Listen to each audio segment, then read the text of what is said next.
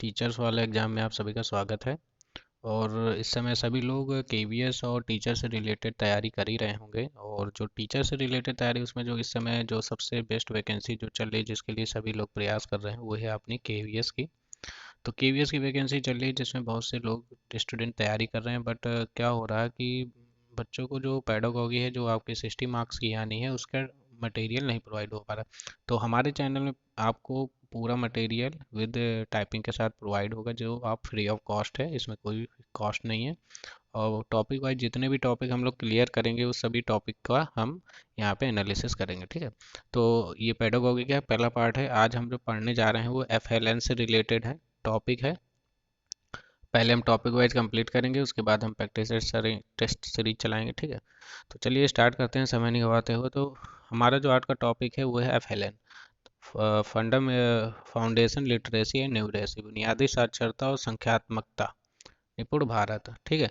तो जो foundation literacy क्या होती है हमारी, जो मौखिक भाषा विकास होता है, जो ओरल लैंग्वेज डेवलपमेंट है, बोथ लैंग्वेज है। तो ओरल लैंग्वेज जो डेवलपमेंट है, जो हम बात करते हैं मौखिक भाषा विकास, मतलब ऐसा विकास भाषा का जिसमें हम चीज़ों को बोल कर सीखते हैं, क्या करते हैं, उस भाषा को बोल कर सीखते हैं। जैसे कि इसमें दिया गया है आपका पढ़ने का प्रवाह, रीडिंग फ्लुएंसी, पाठ बोधन और लेखन की बात करता है, ठीक है। तो यहाँ पे जो हमारा ये एफएलएन का मेन फंडामेंटल ये प्रोसेस है कि अगर हमारा जो प्राइमरी स्कूल है या जूनियर स्कूल है या क्लास 8 तक है, तो बच्चा जब क्लास 8 को पार करके बाहर या आगे की एजुकेशन हासिल करने जाए, तो उसे कम से कम दो चीज़ों का नॉलेज हो जाए। पहली बात लिटरेसी का, मतलब भाषा का, और दूसरी चीज़ न्यूमरेसी का, मतलब गणना का। ये दो चीज़ों का उसे नॉलेज हो जाए, ठीक है। यही बात आपकी ये एनईपी 2020 के तहत जो एफएलएन का प्रोग्राम है, जिसे निपुण भारत के अंतर्गत रखा गया है, तो इसमें यही बताया गया है कि फाउंडेशन लिटरेसी, मौखिक भाषा विकास होना चाहिए, जिसमें से पढ़ने का प्रवाह हो सकता है, पाठबोधन हो सकता है, लेखन हो सकता है। उसके साथ ही साथ फाउंडेशनल न्यूमरेसी, न्यूमरेसी का मतलब क्या होता है, संख्याभूत आकार होता है, स्थानीय स्थानिक संबंध होता है, माप होता है, डाटा संधारण होता है, आदि होता है, ठीक है। तो न्यूमरेसी में क्या होता है, हमारा संख्याबोध, मतलब उसको गणना करना, मल्टीप्लिकेशन, एडिशन, सब्ट्रैक्शन, और सिंपल वे में जो थ्योरेटिकल वर्ड प्रॉब्लम्स होती हैं उन्हें सॉल्व करना आना चाहिए, ठीक है। उसके बाद बात करते हैं एफएल निपुण भारत योजना के तहत 2020 में लाई गई शिक्षा नीति को बेहतर क्रियान्वयन के लिए 5 जुलाई 2021 को भारत सरकार द्वारा दी गई। तो आपसे क्वेश्चन पूछ सकता है केवीएस के एग्जाम में कि मतलब आपका जो निपुण भारत लाया गया था, उसे लागू कब किया गया था। तो ये है आपका 5 जुलाई 2021, क्या था, 5 जुलाई 2021, ठीक है चीज़ें। उसके बाद यहाँ पे बात करते हैं निपुण। तो आपसे पूछा जा सकता है कि निपुण का फुल फॉर्म क्या होता है, क्या होता है, आपसे पूछ सकते हैं कि निपुण का फुल फॉर्म क्या था। निपुण का फुल फॉर्म क्या है, ये आपको यहाँ पे आप देख पा रहे हैं। तो निपुण का फुल फॉर्म है national initiative for preference in reading with understanding and numeracy, ठीक है, फिर से याद रखेंगे, national initiative for preference in reading with understanding and numeracy, ठीक है। तो हिंदी में अगर आएगा तो आएगा निपुण भारत का सपना, सभी बच्चे समझे भाषा और गणना, ठीक है। ये एक स्लोगन है जो इसी के अंतर्गत आता है। तो क्या है स्लोगन, कि निपुण भारत का सपना, सभी बच्चे समझे भाषा और गणना, ठीक है। उसके बाद कर लेते हैं क्या क्या नीड है हमारे एफएलएन में। तो अगर एफएलएन में नीड्स की बात करें, तो यहाँ पे लो लर्निंग लेवल है, इंक्रीज ड्रॉप आउट रेट होगा, in appropriate language and mathematical skill. तो मतलब हमें क्या क्या ज़रूरत पड़ी एफएलएन के लिए, जो हमारा लो लर्निंग लेवल है उसे इम्प्रूव करने की ज़रूरत पड़ी।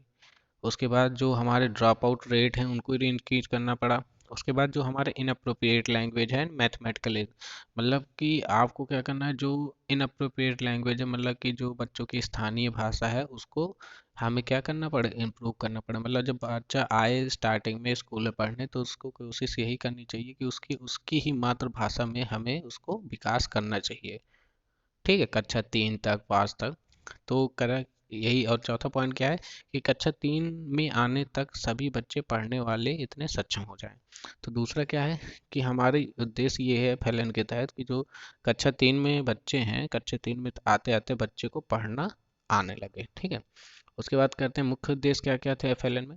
तो मुख्य उद्देश्य में बात करें जाए, खेल खोज गतिविधि आधारित शिक्षा शास्त्र को शामिल करके इसे बच्चों को दैनिक जीवन की स्थितियों से जोड़कर बच्चों की घरेलू भाषाओं, औपचारिक घरेलू भाषाओं को औपचारिक, औपचारिक का मतलब जिसमें विद्यालय आता है और शिक्षक आता है, के रूप में शामिल करके एक समावेशी कक्षा का वातावरण सुनिश्चित करना, इसका मुख्य उद्देश्य। दूसरा उद्देश्य क्या है, बच्चों को समझने के साथ साथ उसे पढ़ने और लिखने का कौशल भी विकसित करना। उसके बाद जहाँ पे विकसित करने के लिए उन्हें स्वयं पाठक, स्वतंत्र पाठक और लेखक बनने के लिए प्रेरित करना, ताकि वह स्थायी रूप से लिखने और पढ़ने में सक्षम हो सकें। ठीक है।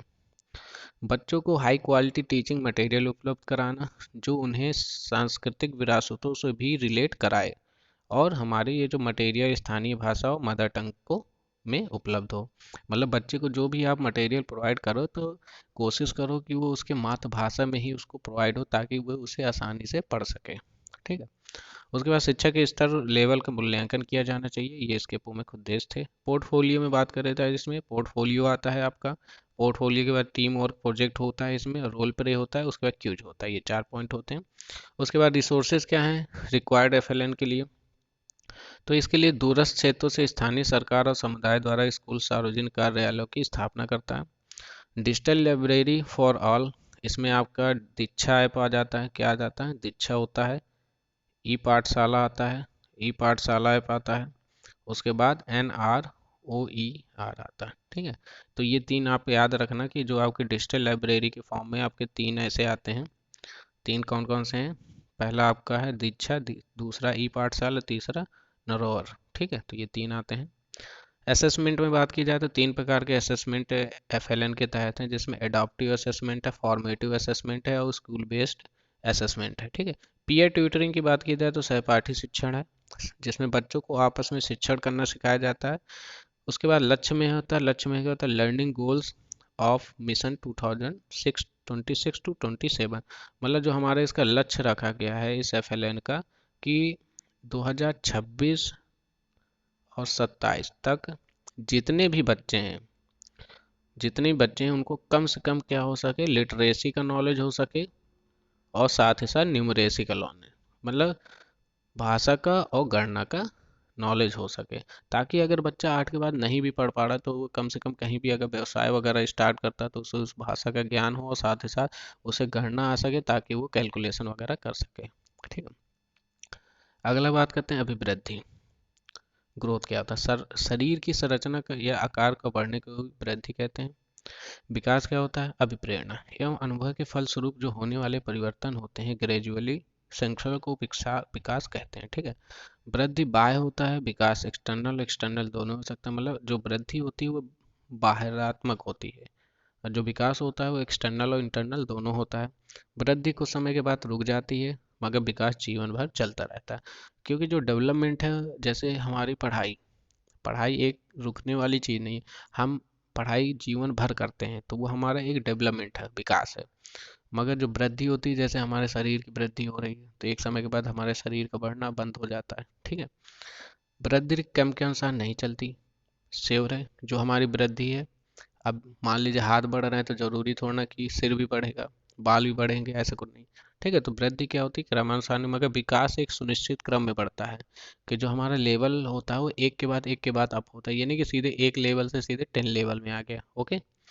वृद्धि परिणात्मक होती है, मतलब वृद्धि डिपेंड करती है परिणात्मक, क्या परिणाम निकल के आ रहा है। मगर जो विकास होता है वो परिणात्मक भी होता है और साथ ही साथ गुणात्मक भी होता है। ओके। वृद्धि मापन होता है, विकास में हम सीधे सीधे मापन नहीं कर सकते। वृद्धि कैसे मापन होता है, जैसे आपकी लंबाई बढ़ी, आपका ग्रोथ हुआ तो उसको हम मेजर कर सकते हैं, मगर जो माप डेवलपमेंट होता है उसको हम मापन नहीं कर सकते। वृद्धि दोनों से विकास हो सकता है और नहीं भी, विकास वृद्धि के बिना भी संभव है, मतलब वृद्धि, विकास वृद्धि के बिना भी संभव, मगर वृद्धि विकास के बिना वृद्धि संभव नहीं है। वृद्धि का संबंध रचनात्मक पक्ष से है, पूर्ण ग्राम विकास का संबंध कार्यात्मक पक्ष से होता है। तो याद रखना, वृद्धि का जो संबंध होता है वो रचनात्मक पक्ष से होता है, और जो क्रम विकास का संबंध होता है कार्यात्मक पक्ष से। वृद्धि मनुष्य की व्यक्तिगत क्षमता रूपी प्रक्रिया है, जिसमें विकास संपूर्ण संगठन पक्षों में परिवर्तन होता है। विकास के अंतर्गत होने वाले परिवर्तन को मोटर स्किल से संचालित किया जाता है। ओके। विकास में जो संवर्धन होता है, जिसे प्रमोशन कहते हैं, वह लॉस, दोनों ही सम्मिलित है, और ये आपके मिस्टर हॉरलॉक के द्वारा कहा गया था कि जो डेवलपमेंट होता है उसमें प्रमोशन भी होता है और लॉस भी होता है। ठीक है। उसके बाद विकास संचयी कुमुलेटिव होता है। क्या होता है? कुमुलेटिव होता है। विकास क्या होता है? कुमुलेटिव होता है। विकास क्या होता है? इंटीग्रेटेड होता है, मतलब एकीकृत होता है। विकास में अपने खतरे होते हैं। विकास लचीला होता है, संशोधन योग्य होता है, ये ऐतिहासिक दृश्यों के सामाजिक से प्रभावित होता है। ठीक है। तो ये थोड़ा मैंने इसमें एफएलएन के साथ साथ डेवलपमेंट ऑफ वृद्धि जोड़ दी है। ये पीडीएफ आपको मेरे टेलीग्राम चैनल में मिल जाएगी, और टेलीग्राम चैनल आपको मैं अभी प्रोवाइड करा दूंगा इसी वीडियो के डिस्क्रिप्शन में। जो आपके टीचर वाला पेज मिल जाएगा, मैं एक टीचर वाले एग्जाम से रिलेटेड मिल जाएगा आपको। ठीक है। तो हमारे चैनल को सब्सक्राइब कर लें, आपको इसी तरह की बहुत ही बेहतरीन वीडियो विद केवीएस, जितने भी सभी टीचर्स के एग्जाम है जो भी आगे आने वाले हैं, चाहे वो केवीएस हो, चाहे एमपी टेट हो, चाहे वो यूपी टेट हो, किसी भी ऑल टाइप, पूरे ऑल इंडिया जितने भी टाइप के टेट होंगे उससे रिलेटेड हम इसको स्टार्ट कर रहे हैं। तो अभी फिलहाल हमारा जो मेन उद्देश्य है वो केवीएस से रिलेटेड है, तो हम अभी केवीएस पे ही फोकस है। तो जब तक केवीएस का एग्जाम नहीं हो जाता, हम पूरी की पूरी वीडियो केवीएस से ही टॉपिक से रिलेटेड देते रहेंगे, जिसमें से आपका भी पेडागॉजी है, और साथ ही साथ जो सबसे इम्पोर्टेंट टॉपिक है वो 80 मार्क्स का है, जिसमें आपका इंटर लेवल तक का मैथ साइंस वगैरह पूछी जा रही है। तो हम उससे रिलेटेड भी वीडियो आपको प्रोवाइड कराते रहेंगे। तो अधिक जानकारी के लिए इससे जुड़े रहें हमारे चैनल से। Thank you. जय हिंद।